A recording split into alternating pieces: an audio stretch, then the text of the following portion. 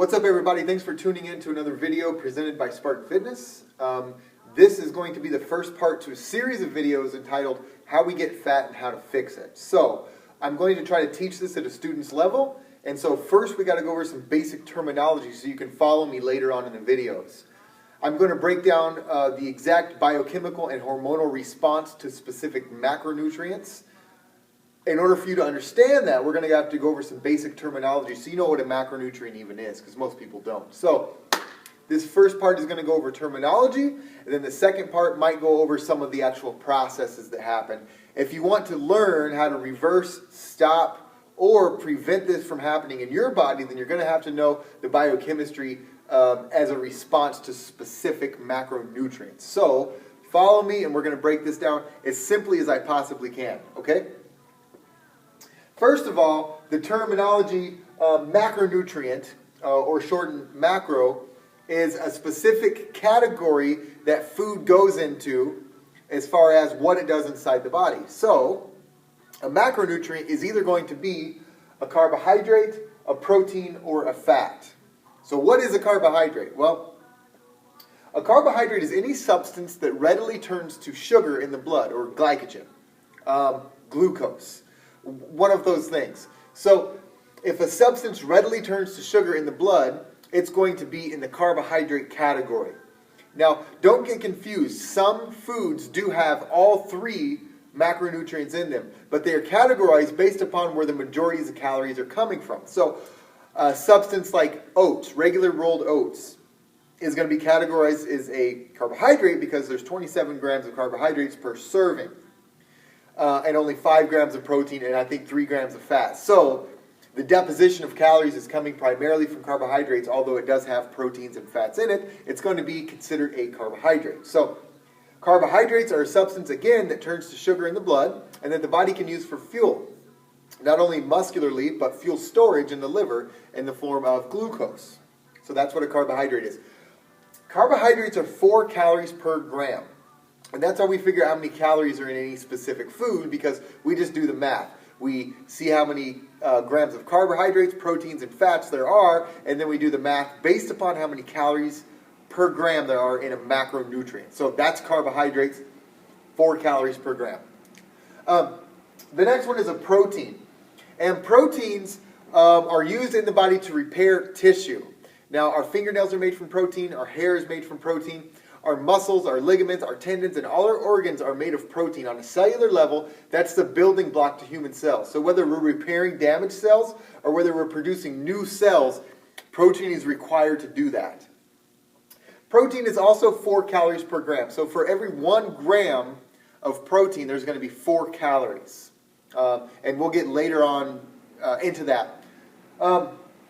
And that's what protein does. Protein repairs cells or it produces new cells in the body.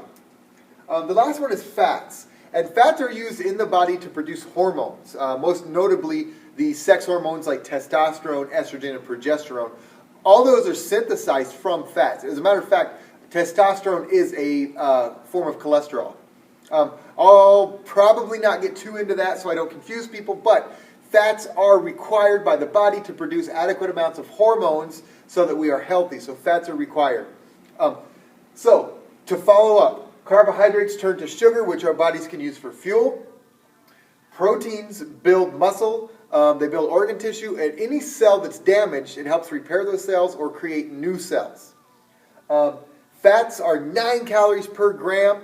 It is the highest gram for gram calorie out of any of the macronutrients. And fats go to produce hormones inside the human body. So now that we've cleared that up, we can move on and go over some basic stuff that has to do with the biochemical hormonal response to each of these macronutrients. So we just learned what a macronutrient is, what a protein is, what a carbohydrate is, and what a fat is. Now we're going to go over some new definitions. The new definition is going to be insulin. And insulin is a hormone secreted by the pancreas that regulates the storage of glycogen in the liver. And it also excels the oxidation of sugar in all cells that use glycogen for fuel. So, insulin is what takes sugar out of the blood. So it's important to know that when blood sugar gets too high, it becomes toxic to our bodies. And our bodies don't like to have a lot of sugar in the blood. So if the blood sugar gets to a toxic level, what the body does is it secretes enough insulin to remove that sugar from the blood.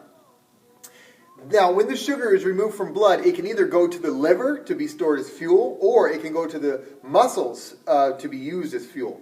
Those are the only two options that I'm going to go over right now. There's another process later on, but that's what insulin is. So, if we were to break that down just a little bit more, when you give high blood sugar, you're in a toxic state. So when sugar rises in the blood, that equals an insulin release. When your body releases insulin, blood sugar goes down. So in essence, what our bodies are supposed to do is when blood sugar gets too high, our bodies release insulin. Insulin then takes the blood sugar down. So it takes sugar from the blood and either puts it in our muscles or it puts it in our liver to be stored as fuel. Those are the two things that happen once your blood sugar gets too high. So that's what insulin is, and that's what insulin does. So I hope you're following me so far. The next hormone we're going to talk about is glucagon. And glucagon is a hormone that's also secreted by the pancreas that stimulates the increase in blood sugar, opposing the action of insulin. So we already know that insulin lowers blood sugar, and now we're going to figure out that glucagon raises blood sugar. And it does this through a process of breaking down glycogen in the liver, which is a longer chain of sugars, and turning that glycogen into glucose, which can then go into the blood and go into the muscles to be used as fuel. So, as our bodies indicate that blood sugar is too high, it releases insulin to lower blood sugar by taking that blood sugar either to the muscles or to the liver. Okay? Now, in opposition of that, when our blood sugar is too low, our glucagon release is stimulated. And what that does is it causes our livers to release glucose, turning it into fuel for the body. So the blood sugar would then elevate when the blood sugar is low. So blood sugar would get low during times of fasting or during times of intense exercise. When there's no more available sugar in the blood or in the muscles, the liver would stimulate the release the pancreas would stimulate release of glucagon, which would stimulate the liver to secrete glucose to be used as fuel. So this is the opposing action of glucose. So insulin decreases blood sugar, whereas glucagon increases blood sugar. Hope you follow me so far. Okay, so if you follow me so far, we went over what a macronutrient is, what a carbohydrate is, what a protein is, and what a fat is, and what those things do in the body. So now we're going to further illustrate the effects of the insulin and the glucagon as a response to those individual macronutrients.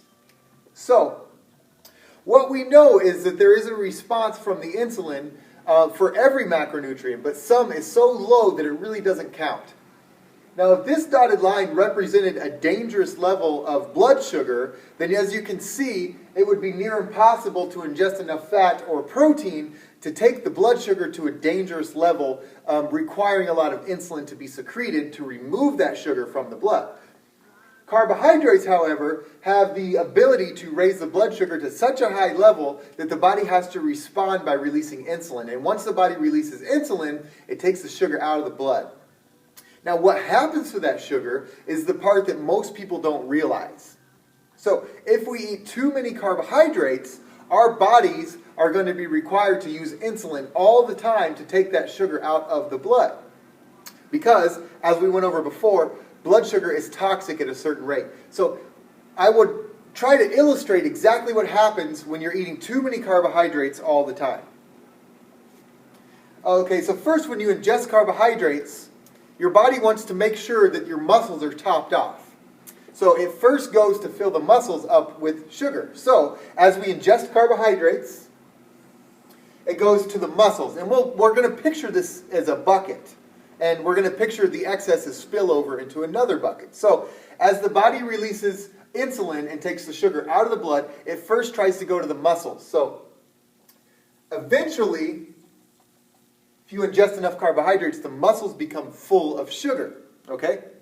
Now that doesn't mean there's not more storage available. The next place your body wants to store sugar is the liver. So once the muscles are topped off and they're full, the sugar pours over into the liver. Now, eventually, if you ingest enough carbohydrates, the liver becomes full as well. Now, the next step is what people really don't know about. Once the muscles are full and once the liver is full, what do you think your body does with all that sugar? Well, I'll tell you, it converts it to body fat. So that is our last storage. If the first bucket spills over into the second, and the second bucket spills over into the third, we're going to start to have a buildup of body fat.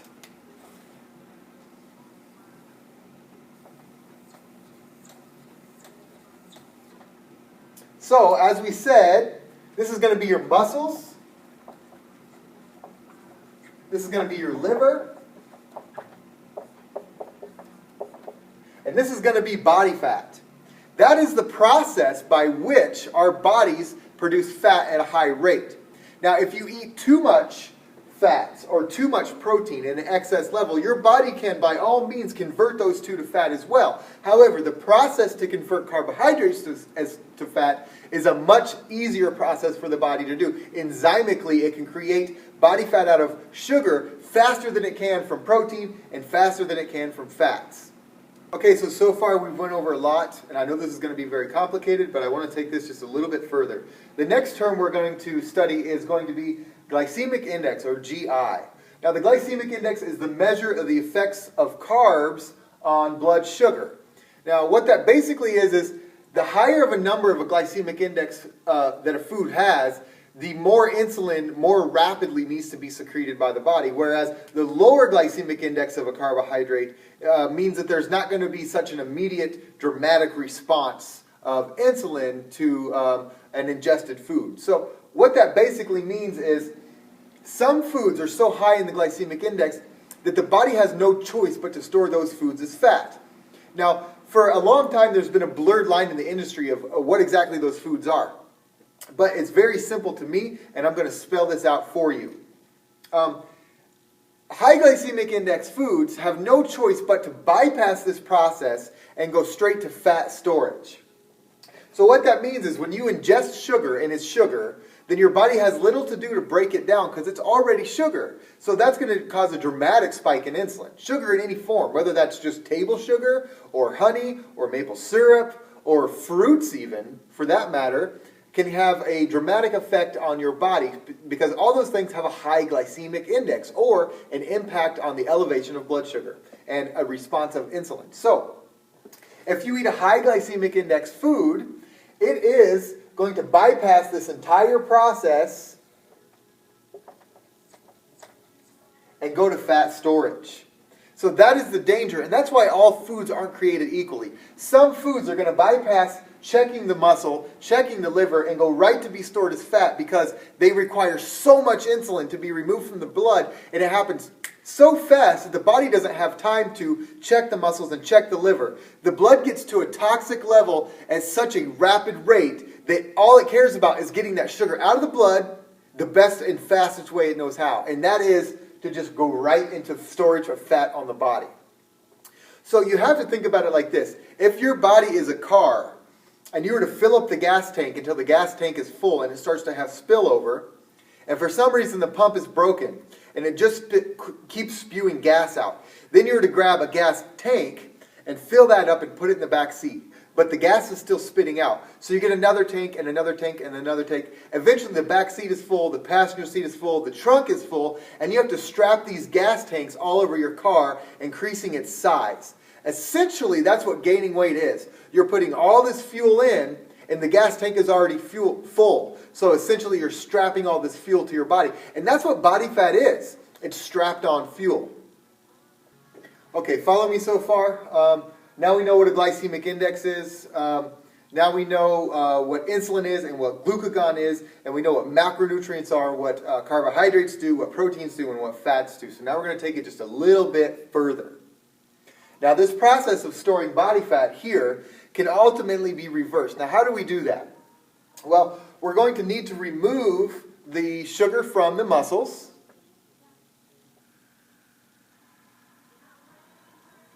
Now we can do that through exercise to enhance the removal of sugar from the muscles, or we can just remain in an overall caloric deficit, in a carbohydrate deficit, for an extended period of time. But exercise achieves this much, much faster than just lowering the calories. So once we remove the sugar from the muscles, then the body releases glucagon as a response to low blood sugar and causes the liver to release its sugar back into the muscles.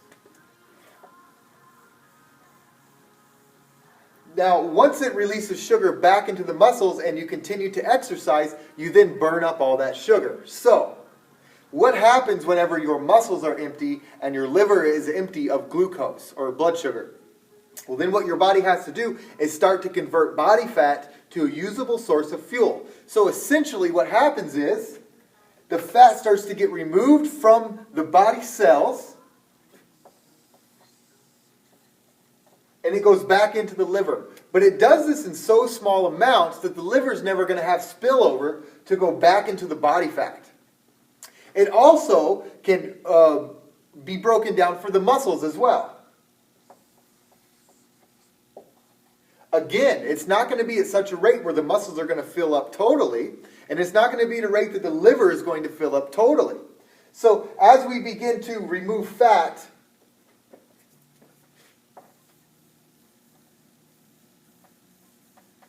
from the body to be used by the liver, to be used by the muscles, this is how we actually lose fat. But there's only one way to do that, and I'm going to show you here in a second.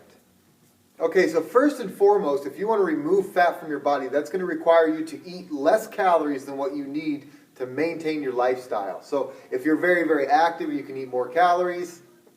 That's a gray area. I'm very active, but I don't eat very many calories. And if you're sedentary, you need less calories. So your caloric consumption needs to be based upon your lifestyle. So first and foremost, if you're going to empty out this body fat storage, you're going to need to go into a caloric deficit, and you're going to need to do some exercise. So pretty much what this means is, if we want this to be emptied, we're going to have to not consume foods that bypass the muscles and bypass the liver and go right to body fat storage. Now, these are the foods that are known to do that. So if you consume corn in any form, it's going to go to the liver where it really rapidly goes to store as body fat. Okay, if you were to consume white potatoes, that's also going to go right to the body fat from the liver very, very, very fast. So it's going to briefly go through the liver and then right into body fat. Fruit. Now, what most people don't know, and for some reason, this is something that's like a bit of a folklore, is that fruit is so good for you. You got to have fruit. You got to get your vitamin C. Blah blah blah blah blah. Most cruciferous vegetables, which is like broccoli, asparagus, Brussels sprouts, stuff like that, are going to have much more vitamin C than an orange. So something like that isn't even necessary to consume. As a matter of fact, it's a tropical food, and if you're Caucasian and you're watching this, you're not a tropical person, so your body's not going to know how to ingest that properly anyway. So, no fruit, no white potato, no corn, certainly no wheat. Wheat also bypasses the liver and goes straight to body fat storage. Not only that, the wheat that we have today was actually invented in the 60s for a food shortage. So it's highly modified and then genetically modified later on. Not only that, it causes a bad reaction in everyone's body. Now, some celiacs have a gluten intolerance, but I'd say most people have a gluten intolerance. Even if it doesn't bother you, a side effect is gaining body fat. So even if you don't have the gastrointestinal issues that a celiac is going to have, it's still going to make you store body fat. So you're going to stay away from wheat also. Obviously, you're going to stay away from all forms of sugar. If sugar is toxic to the human body, then if you ingest it in a state where it's already sugar, obviously that's going to be super high in the glycemic index, and your body's going to store that as fat. So we're going to stay away from these things. No corn, no white potato, no fruit, no wheat, and no sugar. If you get one thing from this video, and one thing only, I would hope that you were going to get this and follow it exactly. If you take these things out of your diet totally, you're going to see dramatic results. So if you look at the back of something and it has a high amount of sugar, over 5 grams per serving, you're not going to eat it, period. You're not going to eat corn, you're not going to eat white potatoes, you're not going to eat fruit, you're not going to eat wheat, you're not going to eat sugar, and you're going to make sure that none of the food that you consume has any of those ingredients in it. So we've already established that there's only one macronutrient that's going to cause fat gain, and that's going to be carbohydrates. Some carbohydrates are so low on the glycemic index that they're not actually going to cause an influx of blood sugar, and they're not going to cause storage as body fat. And those are green vegetables. Green vegetables are so low in the glycemic index that they don't have any real response from the pancreas to secrete insulin or elevate blood sugar. So that's going to be so low on the glycemic index or the GI rating that when you're consuming green vegetables, what residual is in there is just going to go to muscle storage. But it's never going to store the muscle so high that there's going to be spillover into the liver. So that's always a safe bet. What you're going to do by eating green vegetables is you're going to give the body just what it needs to fuel the workout, but not enough to store excess body fat. So you're going to virtually avoid this process of spillover from the muscles to the liver to body fat. So that's a safe bet. Now there are several other foods out there that do this, but if you want to be very simple and you want to follow this and make it work, then you're going to choose green vegetables. Okay? And yes, there are a lot of vegetables that aren't green that are acceptable, but for simplicity's sake and to not make this video a freaking hour long, we're going to say that green vegetables are going to be your main source of carbohydrates. Your main source. So now this information isn't a secret to you. And, you know, for most part, this isn't guarded in the industry, but most people don't promote this. Most nutritionists don't promote this, and I don't know why, but this is the secret as far as losing fat is concerned, or stopping fat storage. And it's not too hard to understand, especially in the way I just broke it down. The secret is only eating low glycemic index carbohydrates. Only eating low glycemic index carbohydrates from the form of green vegetables. So if all your carbohydrates are low glycemic index in the form of green vegetables, then your body has no choice but to break down its fat for fuel in the liver and in the muscles. It's very, very simple. So by eliminating these things, sugars, white potatoes, corn, wheat, and fruit from your diet, you're going to virtually eliminate all high glycemic index foods, and you're only going to be consuming low glycemic index foods, and so your body's going to have to start removing fats. Now, if you've been paying attention, you know that I haven't gone too much into detail of proteins and fats. Well, because that pretty much takes care of itself.